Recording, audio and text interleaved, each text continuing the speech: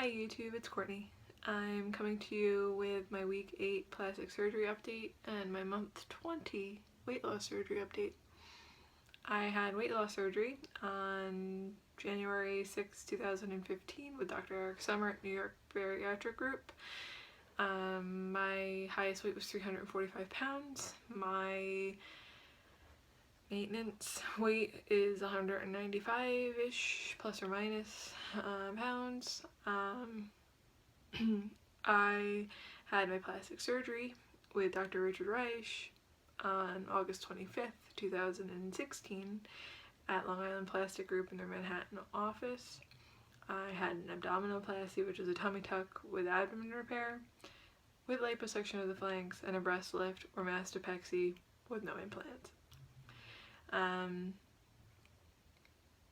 Many of you know I had a complication starting at about week 3 with a seroma.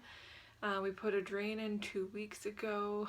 I still have the drain in. It will come out tomorrow. Fingers crossed. I don't think I'll want to leave it in any longer. Yesterday we had a little bit of an incident where it started to fall out and I was bleeding and it was kind of scary. And so he told me I was fine and that everything would be okay, but yeah, it's time for it to come out. So, what does it mean? Not much, really. It just means that I've been bleeding and I can't move around much because when I move, it gets irritated and then there's fluid and it's annoying. I'm still outputting a fair amount. It's not really much better than it was when we first put it in. I'm outputting between 35 and 40 cc's a day. It just seems to just continue and continue and continue. So the next step is to put ethyl alcohol into the seroma, and then I will sit there for a half hour while it absorbs, and then they will remove the ethyl alcohol, and then they will remove the drain, and then they will send me on my merry little way. This is fairly normal procedure. I did some research over the past few days about seromas.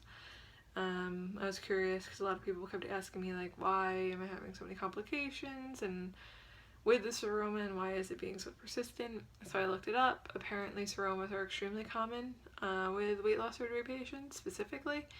There is a higher rate of occurrence, anywhere between 18 to 38% of patients, depending on whether or not they have the abdominoplasty or the belt lipectomy. They will have a seroma.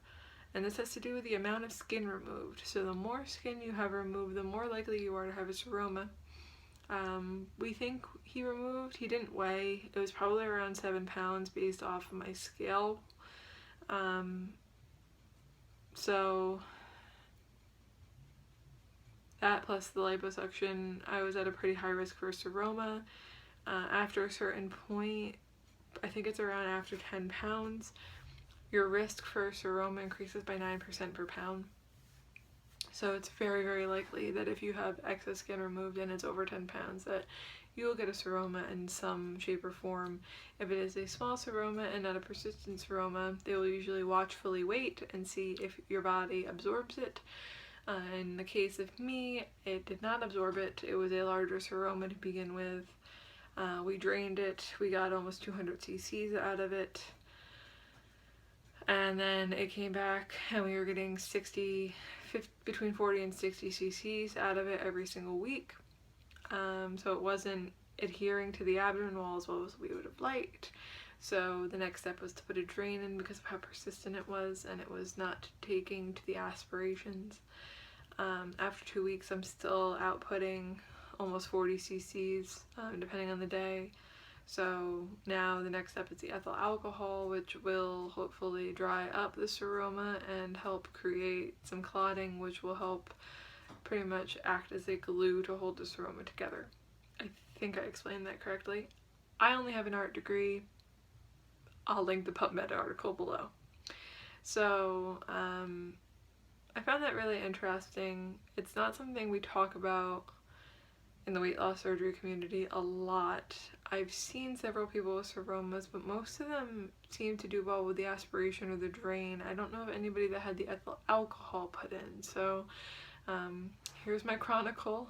I'll talk to my plastic surgeon a little bit more tomorrow because in my research I unearthed a little bit about infection rates in seroma patients. If they do ethyl alcohol through the drain, there's a 48% chance of infection for the seroma patient. So I'm just going to ask him like if he's going to give me any prophylactic antibiotics tomorrow. My guess is he already knows his research because he's very, very, very smart and Harvard trained and a doctor, and I'm not. But we'll just see. So yeah, it's the never-ending chronicle of the seroma. So I haven't been back to work. I miss going to work. It kind of sucks. I am working from home, but I like human interaction, so I'd like to be able to go back to the office and see people and not feel like I am on the other side of the world. We're really, really busy right now with work too. And I'm not going to talk about it on here, but if you know me, you can guess why. So, God, this all sucks. So, what else? Non-plastics related. I mean, my weight fluctuates wildly right now. I can go between 192 and 199 overnight just because of swelling. It sucks. I don't weigh myself as often as I usually do, just because it's kind of annoying seeing it.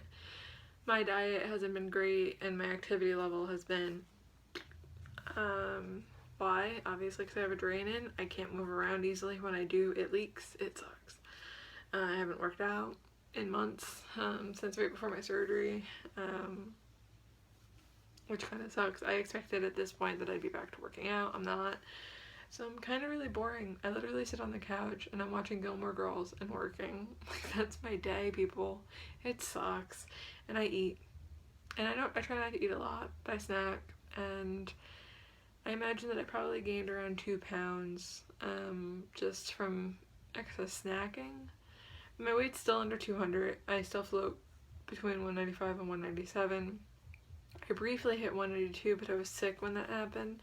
So I think I was a dehydrated 192. I'd like to get back down to the low 190s, high 180s. I'd be comfortable there. So I imagine when I start working out that won't be a problem. And I also think I'm still swollen. I can tell I'm still swollen.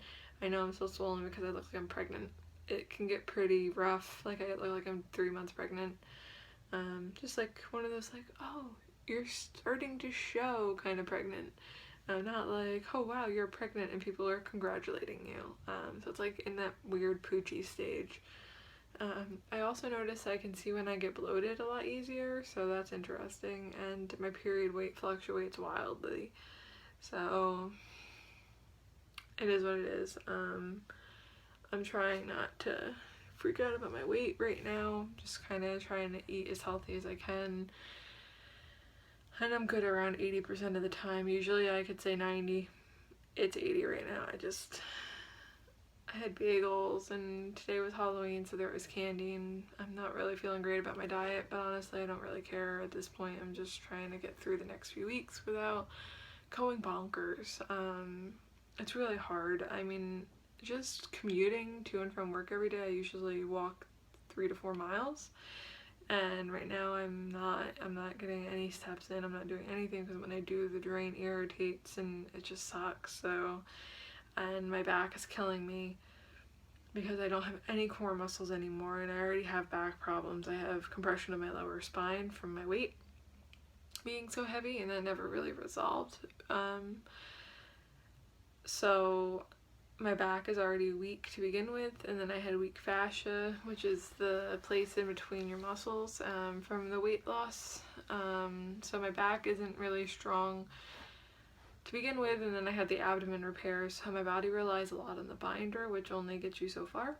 And so every once in a while my back kind of just like spasms and gives out by the end of the day, which isn't really comfortable and really great, and it adds to the annoyance of the drain, which is also waking me up in the middle of the night with like stabby pains, and I think it's just that my body is starting to gain feeling back and is not enjoying the drain, and my nerves are all fucked up. So what are you gonna do? On positive notes, I am definitely like in between 12 and 14. I think once I start working out, I'll definitely be in a 12. My bra size has definitely gone down. I went from 36 triple D down to a 36 double D. I feel great about that. And then I can wear like really cool shirts like this one. So we went to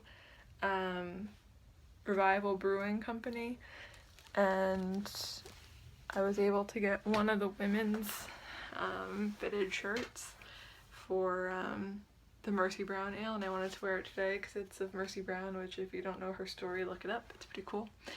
And the beer is really good too, so if you're ever in Providence, check them out.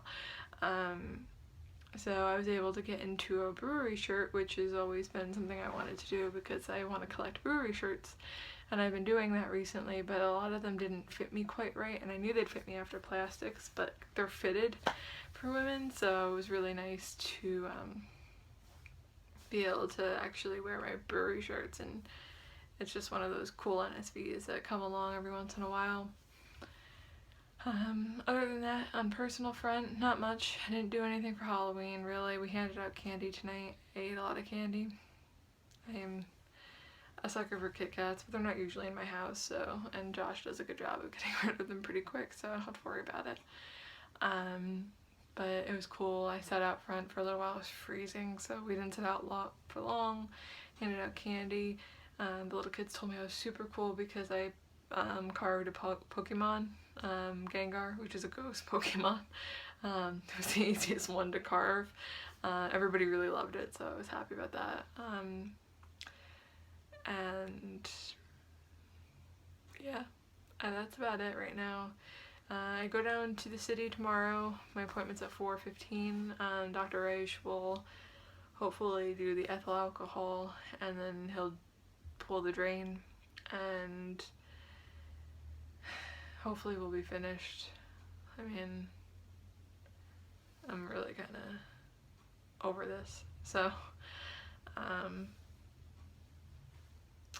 yeah, that's all I got. I did try on my sports bras. This is something, hold on.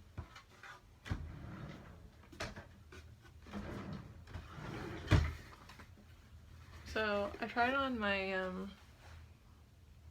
my old sports bras, and they were 36 triple Ds, or 38 actually, I think. Yeah, Victoria's Secret 38 triple Ds. And I love these sports bras. They were great for when I had all of my skin issues with my boobies. And I can't wear them anymore. They're way too big. My boobs do not fit in these, and well, like, they fit, but they're not like snugly fit like a heavy duty sports bra that you'd want. So I have these here. They're beautiful.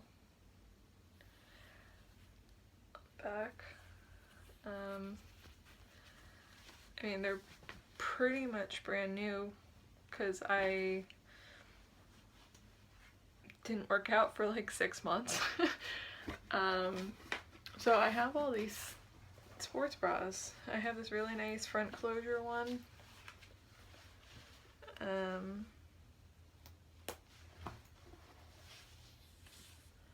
you go.